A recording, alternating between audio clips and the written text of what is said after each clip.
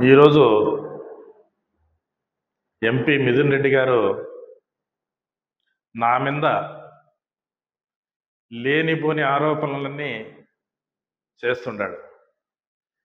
నేను ఒక్కటే అడుగుతున్నా మిథున్ రెడ్డి గారిని, అయ్యా మిథున్ రెడ్డి గారు, గత 2 సంవత్సరాల ముందు ఏమి జరిగింది పుంగనూరు నియోజకవర్గంలో? ప్రతి మండలం నుంచి కూడా ఏ తెలుగుదేశం కార్యకర్తలపైన ఎన్ని 307 కేసులు పెట్టారు, ఎంతమందిని అరెస్ట్ చేయించినారు, ఎన్ని దౌర్జన్యాలు నీ కార్యకర్తలు చేపించినారు, ఇవన్నీ కూడా ఒక క్యాసెట్ రూపంలో నీకు పంపిస్తా, ఒక్కసారి చూడు.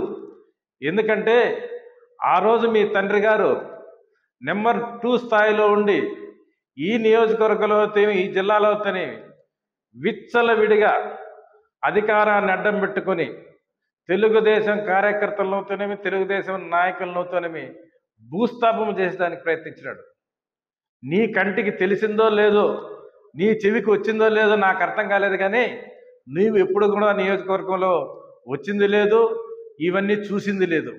అందుకనే నేను చెప్తాడా, అప్పుడు జరిగిన సంఘటనలన్నీ కూడా నీకు ఒక క్యాసెట్ రూపంగా పంపిస్తా, ఒకసారి చూడు. నీ